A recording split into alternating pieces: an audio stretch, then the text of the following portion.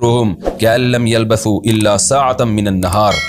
آج دنیا میں یہ قیامت کے وقوع کا انکار کر رہے ہیں، دنیا میں یہ کہہ رہے ہیں کہ نہیں قیامت نہیں آئے گی۔ محمد صلی اللہ علیہ وسلم جو کہتے ہیں کہ دوبارہ زندہ ہونا ہے تو نہ ہم مر کے مٹی ہو کے ختم، تبھی تو شرک کر رہے ہیں یہ لوگ۔ اللہ کے سامنے جواب کا احساس ہوتا تو سوچتے کہ ہم صحیح کر رہے ہیں کہ غلط کر رہے ہیں، لیکن اللہ کہتے ہیں کہ جس دنیا کے پیچھے یہ آخرت کا انکار کر رہے ہیں، کیونکہ آخرت مانیں گے تو دنیا کی لذتیں چھوڑنی پڑیں گی، صحیح عقیدہ اختیار کرنا پڑے گا۔ تو جس دنیا کے پیچھے یہ آخرت کا انکار کر رہے ہیں وہ دنیا آخرت کے مقابلے میں بہت تھوڑی ہے، اس حالت کو اللہ نے یہاں بیان کیا۔ وہ کیا ہے؟ وَيَوْمَ يَحْشُرُهُمْ، جس دن اللہ ان کو قیامت کے دن جمع کرے گا، كَأَن لَّمْ يَلْبَثُوا، ایسے ہو جائیں گے گویا کہ یہ دنیا میں رہے ہی نہیں، إِلَّا سَاعَةً مِّنَ النَّهَارِ، مگر یہ کہ دن کے تھوڑے سے حصے میں، یعنی ان کو ایسا لگے گا کہ اللہ نے ہمیں زندگی 24 گھنٹے کی بھی نہیں دی۔ یہ مضمون بھی قرآن میں کئی جگہ بیان ہوا ہے کہ آپس میں ایک دوسرے سے پوچھ رہے ہوں گے لبث دن رہے، کوئی کہے گا آدھے دن رہے، یعنی آخرت کا اتنا طویل دن ہوگا نا، اتنی طویل زندگی ہوگی آخرت کی، اس کے مقابلے میں یہ دنیا کی زندگی 24 گھنٹے سے بھی کم لگ رہی ہوگی۔ تو اس پہ ان کو حسرت ہوگی کہ اتنی چھوٹی سی حیات کے لیے، اتنی چھوٹی سی حیات اور زندگی کو بنانے کے لیے ہم نے اتنی بڑی آخرت کا کیسے سودا کر لیا۔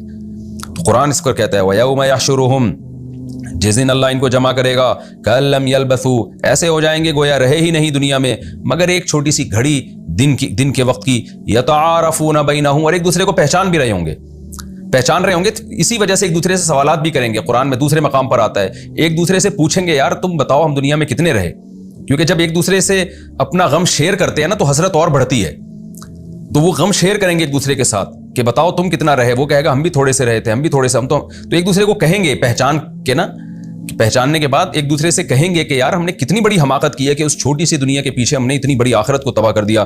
آگے قرآن کہہ رہا ہے قد خسر الذین کذبوا بلقاء اللہ، واقعی خسارے میں چلے گئے وہ لوگ جنہوں نے اللہ کی ملاقات کا انکار کیا۔ دنیا میں رہ کر آخرت کا انکار کر کے کیا خسارہ کیا؟ چھوٹی سی زندگی کی خاطر اس آخرت کو برباد کر دیا۔ وما کانوا مہتدین، اور پھر یہ ہدایت یافتہ نہیں ہوئے۔ آخرت کو مان لیتے تو پھر سیدھے راستے پہ چلنے کی توفیق ملتی، کیونکہ آخرت ہی سے کے عقیدے سے ہی انسان کو موٹیویشن ملتی ہے۔ آخرت کا انکار کر لیا پھر تو وہ گمراہی کے راستے کھلے ہوئے ہیں۔ وَإِمَّا نُرِيَنَّكَ بَعْضَ الَّذِي نَعِدُهُمْ، اب جب بھی قیامت کی بات آتی تھی، قیامت سے متعلق آیتیں نازل ہوتی، فوراً مشرکین کہہ لیتے قیامت میں کیوں، ابھی عذاب لے آؤ نا، ابھی عذاب لے آؤ۔ پھر نبی صلی اللہ علیہ وسلم غمزدہ ہوتے تو اللہ نے اس کا جواب نازل کیا کہ اللہ چاہے تو جو آخرت میں عذاب آنا ہے اس کا کچھ حصہ دنیا میں بھی لا سکتا ہے، اور چاہے تو نہیں بھی لا سکتا۔ اور اے نبی آپ جو ان کے درمیان موجود ہیں، اگر ان پر عذاب نہیں بھی آیا تو آپ پر تو وفات آ جائے گی، اللہ آپ کو ان سے ہٹا لے گا، اٹھا لے گا۔ آپ نے بھی ہمیشہ ان میں نہیں رہنا ہے، لہذا آپ بھی ہمیشہ ان کے تانے نہیں سنیں گے۔ تو اس لیے یا تو اللہ تسلی آپ کو اس طرح سے دے رہا ہے کہ یہ مرے نہ مرے آپ پر تو موت واقع ہو جائے گی نا، آپ کو اللہ ان سے جدا کر دے گا، اور یہ بھی ممکن ہے کہ اللہ آپ کی زندگی میں ان کو عذاب دے دے۔ تو دونوں کام آپ کی تسلی کے لیے، اگر ان پر عذاب آ گیا تو بھی آپ کو تسلی، کیونکہ نبی صلی اللہ علیہ وسلم جب کہتے تھے عذاب آئے گا وہ کہتے تھے کہاں ہے عذاب، لاؤ نا۔ تو ظاہر ہے پھر نبی صلی اللہ علیہ وسلم کو وہ جھٹلاتے تھے، اس سے آپ کو غم ہوتا تھا کہ اگر نہیں آتا عذاب تو یہ مجھے جھٹلا رہے ہیں، عذاب یعنی اور مذاق کر رہے ہیں یہ لوگ۔ تو اللہ نے کہا کہ آپ ہمیشہ ان میں نہیں رہیں گے، آپ کو بھی اللہ اٹھا لے گا، اور یعنی اللہ چاہتا تو ان کو عذاب لائے گا، اس سے بھی آپ کا سچا ہونا ثابت ہو جائے گا، اور اللہ یہ بھی کر سکتا ہے کہ عذاب نہ لے کر آئے لیکن آپ کو اٹھا لے۔ جب آپ کو اٹھا لے گا تو پھر آپ کو یہ تانے سننے کو نہیں ملیں گے۔ تو دونوں کام آپ کے لیے بہتر ہیں، تو ان دونوں میں زیادہ غور تو انہوں نے ہمارے پاس ہی آنا ہے۔ تو اے نبی صلی اللہ علیہ وسلم آپ کی موت واقع ہو یا نہ ہو، ان پر عذاب آئے نہ آئے، انجام یہ خود اپنی آنکھوں سے قیامت کے دن دیکھ لیں گے، اس دن فتح آپ ہی کی ہوگی۔ اس دن آپ ان سے کہیں گے دیکھو جس عذاب کا میں وعدہ کرتا تھا پورا ہوا کہ نہیں ہوا، تو رزلٹ آپ ہی کے حق میں ہے، لہذا آپ کو غمزدہ ہونے کی کیا ضرورت ہے۔ وَإِمَّا نُرِيَنَّكَ بَعْضَ الَّذِي نَعِدُهُمْ، اگر ہم چاہیں تو اے نبی ہم دکھا دیں آپ کو وہ بعض عذاب جس کا ہم ان سے وعدہ کر رہے ہیں، ہم آپ کو زندگی میں دکھا سکتے ہیں، اَوْ نَتَوَفَّيَنَّكَ، یا ہم چاہیں تو آپ کو وفات دے کے اپنے پاس بلا سکتے ہیں، لیکن فَإِلَيْنَا مَرْجِعُهُمْ، لوٹنا ان سب نے ہماری ہی طرف ہے، ثُمَّ اللَّهُ شَهِيدٌ عَلَى مَا يَفْعَلُونَ، پھر اللہ گواہ ہے ان تمام اعمال پر جو یہ کر رہے ہیں، تو اس کے حساب سے اللہ سزا دے دے گا۔ تو قیامت کے دن بالآخر فتح آپ ہی کی ہوگی، آپ کے سارے دعوے سچے ثابت ہو جائیں گے، تو آپ ہم نہ کریں۔ اور اگلی آیت میں کیا کہا کہ رہا یہ مسئلہ کہ یعنی یہ جو مان رہے ہیں نا کہ عذاب نہیں آئے گا، تو اس کا قرآن نے اگلی آیت میں اور واضح انداز میں جواب دیا وَلِكُلِّ أُمَّةٍ رَسُولٌ، ہر امت کے لیے ایک رسول ہوا کرتا ہے. فَإِذَا جَاءَ رَسُولُهُمْ، جب وہ رسول آ جاتا ہے قُضِيَ بَيْنَهُمْ بِالْقِسْطِ، تو اس امت کے درمیان انصاف کے ساتھ فیصلہ کر دیا جاتا ہے. وَهُمْ لَا يُظْلَمُونَ، اور ان لوگوں پر ظلم نہیں ہوتا، جتنا گناہ ہوتا ہے ویسی ہی سزا ان کو دے دی جاتی ہے. تو یہ فیصلہ ان کے درمیان جو کر دیا جاتا ہے یہ کبھی رسول کی زندگی میں ہوتا ہے، کبھی رسول کی دنیا سے جانے کے بعد ہوتا ہے. تو اے نبی آپ بھی تسلی رکھیے، آپ کو اللہ نے ایک امت کی طرف رسول بنا کے بھیج دیا، تو اب ان کا فیصلہ بھی اللہ کر دے گا. تو یہ جو کہہ رہے ہیں نا کہ فیصلہ نہیں ہوگا، ایسا نہیں ہے، اور اللہ نے کر دیا. یہاں ایک اشکال ہوتا ہے کہ یہ جو قرآن میں آتا ہے وَلِكُلِّ أُمَّةٍ رَسُولٌ، ہر امت کے لیے ایک رسول ہے، لیکن قرآن کی اور دیگر آیتوں سے پتہ چلتا ہے کہ ہر قوم میں رسول نہیں آیا. قَدْ جَاءَكُمْ عَلَىٰ فَتْرَةٍ مِّنَ الرُّسُلِ، قرآن میں ہے نا کہ محمد صلی اللہ علیہ وسلم جو آئے ہیں عیسیٰ علیہ السلام کے بعد بہت وقفے کے بعد آئے ہیں، تو بیچ میں کتنی قومیں ایسے گزری ہیں جن میں رسول نہیں آیا. تو اس لیے علماء نے اس کے دو مفہوم بیان کیے ہیں اس آیت کے. ایک مفہوم تو یہ ہے کہ یہاں امت سے یہاں مراد ہے کوئی مخصوص قوم مراد نہیں ہے، بلکہ بعض امتیں تو ایسی ہیں جن میں براہ راست رسول آئے، اور بعض ایسی ہیں کہ وہ رسول کے دنیا سے جانے کے بعد جو ان کی اولادیں پیدا ہوتی رہیں تو وہ بعد والے بھی اسی رسول کے پابند تھے. مثال کے طور پر آج کتنی ساری قومیں ہیں، امریکن بھی ایک قوم ہے، پاکستانی بھی ہیں، اور انڈین بھی ہیں، افغانی بھی ہیں، کتنی قومیں ہیں، لیکن ہم سب کے لیے محمد صلی اللہ علیہ وسلم ہے. حالانکہ وہ تو ہم میں نہیں آئے، لیکن کیا مطلب آنے کا کہ رسول جب 1400 سال پہلے آئے تو ان کی شریعت قیامت تک آنے والے انسانوں کے لیے. تو یہ تمام کے تمام انسان یہ ایک ہی امت ہیں، یعنی کیونکہ نبی صلی اللہ علیہ وسلم ہی کی امتی کہلائیں گے یہ سارے کے سارے. تو اس معنی میں اللہ نے ہر قوم میں رسول بھیجا. اس سے پتہ چلا کہ حضرت عیسیٰ علیہ السلام بنی اسرائیل میں آئے تو بنی اسرائیل کے جو ہمارے نبی تک جتنے پیغمبر تھے، جتنے بنی اسرائیل کے لوگ تھے، وہ سارے عیسیٰ علیہ السلام کے پابند تھے، ان کی شریعت کے. تو ایک مفہوم تو یہ بیان کیا گیا ہے. دوسرا مفہوم یہ بیان کیا گیا اس سے لکل امتن سے مراد مخصوص قسم کی امتیں، وہ امت جس کو اللہ نے شریعت کے تفصیلی احکام کا مکلف بنانا چاہا.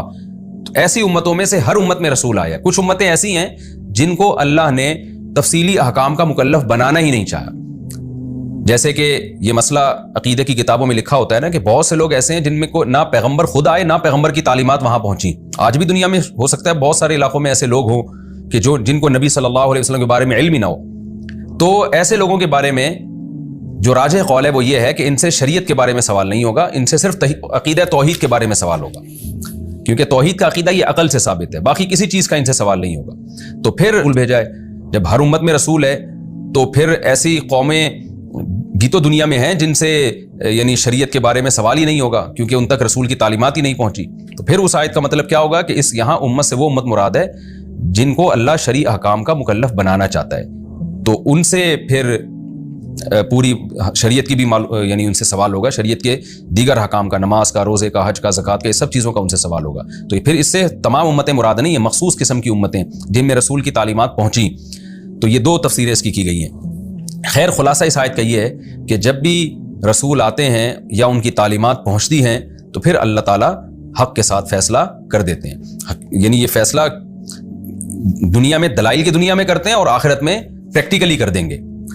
دنیا میں دلائل کی دنیا میں کیسے؟ یعنی دلائل سے، حجت سے اللہ تعالیٰ باطل کا باطل ہونا ثابت کر دیتے ہیں. اس طرح سے فیصلہ ہوتا ہے. اور عملی فیصلہ وہ بہرحال قیامت کے دن ہوگا، جس میں نافرمانوں کو سزا اور فرمانبرداروں کو جزا دی جائے گی. قل ارأیتم ان اتاکم ویقولون متی ھذا الوعد ان کنتم صادقین، اور یہ کہتے ہیں یہ وعدہ کب پورا ہوگا اگر تم سچے ہو. قل لا املک لنفسی ضرا ولا نفعا، اے نبی آپ ان سے کہہ دیجئے میں اپنے نفع اور نقصان کا مالک نہیں ہوں. کیا مطلب؟ تم کہہ رہے ہو کب قیامت آئے گی، کب وعدہ پورا ہوگا، تو میں کوئی عالم الغیب تھوڑی ہوں، میں تو بشر ہوں. بشر نفع اور نقصان کا مالک نہیں ہوتا. جو عالم الغیب ہوتا ہے نا اس کو تو کبھی نقصان ہو ہی نہیں سکتا، اسے پتہ ہے کل یہ ہو جائے گا تو پہلے سے ہی احتیاط کر لو. جبکہ میں تو تم دیکھ رہے ہو نفع نقصان کا مالک ہی نہیں ہوں، تو اس کا مطلب مجھے فیوچر کا علم نہیں ہے. تو یہ اس طرح سے ثابت کیا جا رہا ہے کہ علم غیب کی نفی. تو جب میرے پاس علم ہی نہیں ہے تو مجھے کیا پتا کہ کب قیامت آئے گی. الا ماشاء اللہ، ہاں اتنا مالک ہوں جتنا اللہ نے اختیار دیا ہوا ہے. وہ اسباب کے درجے میں تو کچھ نہ کچھ اختیار اللہ نے انسانوں کو دیا ہوا ہوتا ہے. تو جتنا انسانوں کے پاس اختیارات ہوتے ہیں وہی میرے پاس بھی ہیں، اس سے زیادہ میں مالک نہیں ہوں. لکل امت اجل، لیکن ایک بات میں جانتا ہوں کہ ہر امت کے لیے اللہ نے ایک وقت متعین کیا ہوا ہے، اس سے زیادہ اللہ اس کو مہلت نہیں دیتے. اذا جاء اجلہم، جب وہ وقت مقرر آ جاتا ہے، فلا یستأخرون ساعۃ ولا یستقدمون، تو پھر ایک سیکنڈ بھی وہ آگے پیچھے نہیں ہو سکتے. تو تمہارے ساتھ بھی ایسا ہوگا قل ارأیتم ان اتاکم عذابہ بیاتا او نہارا، اے نبی آپ ان سے کہہ دیجئے تم جس عذاب کی جلدی کر رہے ہو، بار بار کہہ رہے ہو کب آئے گا کب آئے گا، تو یہ سوال ہی اس لیے پوچھتے تھے کہ جلدی کیوں نہیں آ رہا. تو اے نبی آپ ان کو بتائیے کہ بتاؤ تو صحیح، اگر اللہ کا واقعی میں عذاب دن میں یا رات میں کسی ٹائم پہ آ جائے تو ماذا یستعجل منہ المجرمون، تو بتاؤ مجرم لوگ کس چیز کی جلدی میں چاہ رہے ہیں. یعنی جب عذاب آئے گا تو پھر میں تم سے پوچھوں گا اس کی جلدی میں چاہ رہے تھے تم، تو اس بات کا بھی تو خطرہ ہے کہ ابھی آ جائے. ٹھیک ہے اصل وعدہ تو قیامت کا ہے، لیکن امکان تو ہے نا کہ اللہ پہلے ہی دے دے. تو پھر اس بات سے تمہیں ڈرنا چاہیے کہ واقعی میں اگر آ گیا تو ہم پھر یہی کہیں گے کہ یار یہ مجرم لوگ تم کس چیز کی جلدی کر رہے تھے. یہ ایسا ہی ہے نا کہ آپ کسی کو تنگ کرنے کے لیے کہہ رہے ہو کہ تو بھائی مجھے سزا کب دے گا، کسی بڑے آفیسر کو آپ پولیس والے کو کہہ رہے ہو بھائی تو مجھے کب ٹارچر کرے گا کب ٹارچر کرے گا، تو وہ کیا کہے گا بھائی جب میں کرنا شروع کر دوں گا تو خود سوچ کے پھر تو کیا سوچے گا کہ یار میں اس کی جلدی میں چاہ رہا تھا، میں اس کی جلدی طلب کر رہا تھا. تو یہ بھی ایک الگ انداز سے مشرکین کو سمجھایا جا رہا ہے، انسانوں کو سمجھایا جا رہا ہے کہ عذاب کے بارے میں یہ سوال مت کیا کرو کہ کب آئے گا. عذاب ایسی چیز ہے اس سے ڈرو اور بچنے کی کوشش کرو. بار بار یہ نہ پوچھو کہ کوئی مہمان نہیں ہے، کوئی گفٹ نہیں ہے جس کے بارے میں پوچھا جائے کہ جی وہ کب آ رہا ہے. جیسے کوئی آپ کا محبوب آنے والا ہو نا تو بار بار آپ گھڑی دیکھ رہے ہوتے ہیں کب آئے گا کب آئے گا. تو یہی انداز مشرکین کہتے ہیں کہ اگر آ گیا تو پھر خود سوچو یہ وہ چیز تھی جس کی تم جلدی میں چاہ رہے تھے، اس وقت یہ تم سوچو گے. تو اس لیے یہ مت کہو کہ کب آئے گا کب آئے گا، یہ سوال مت کیا کرو. ثم اذا ما وقع، کیا پھر اس وقت جب یہ واقع ہو جائے گا آمنتم بھی، اس عذاب پر تم ایمان لے کر آؤ گے. یعنی تم تو یہ کہہ رہے ہو جلدی عذاب آئے نا تاکہ ہم اپنی آنکھوں سے دیکھ لیں. تو اللہ کہتے ہیں کیا جب آ جائے گا اور تم اپنی آنکھوں سے دیکھ لو گے تو کیا اس وقت ایمان لے کر آؤ گے؟ تو کیسی بے وقوفی والی باتیں کر رہے ہو. اگر دیکھ کے ایمان لے ہی آؤ گے تو اس ایمان کا کیا فائدہ ہوگا؟ تو اس وقت اللہ تم سے کیا کہے گا؟ آل آنا، یعنی یقال لہم، یہ محذوف ہے، ان سے کہا جائے گا آل آنا، ابھی مان لے کر آ رہے ہو. وقد کنتم بہ تستعجلون، اس سے پہلے تو تم عذاب کی جلدی مچایا کرتے تھے مذاق اڑانے کی نیت سے. تو پھر کوئی اس وقت ایمان معتبر نہیں ہوگا. تو ایمان جب ہی معتبر ہے جب عذاب آئے، بغیر اس پر ایمان لے آؤ کہ آئے گا، پہلے یقین کر لو. ثم قیل للذین ظلموا، پھر ظالموں سے اس وقت تو کہا جائے گا ذوقوا عذاب الخلد، اب اس ہمیشگی کے عذاب کو چکھو اور تمہیں اسی عمل کا بدلہ دیا جا رہا ہے جو تم کر رہے تھے. تو اس وقت مہلت نہیں ملے گی. اس لیے یہ سوال بار بار پوچھنا کہ کب آئے گا عذاب کب آئے گا، اس کے بجائے اس سے پہلے تیاری کر لو اس عذاب سے بچنے کی. وَيَسْتَنْبِئُونَكَ حَقٌ هُوَ، اور پھر اے نبی پھر یہ مذاق اڑاتے ہوئے آپ سے پوچھتے ہیں کہ کیا واقعی یہ عذاب سچا ہے. یہ بہت یعنی بدتمیز قسم کے لوگ تھے جو بار بار نبی کو ٹارچر کرتے تھے. اتنی آیتیں نازل ہونے کے بعد بھی کیا کہہ رہے ہیں حق ہو، کیا واقعی وہ عذاب سچا ہے.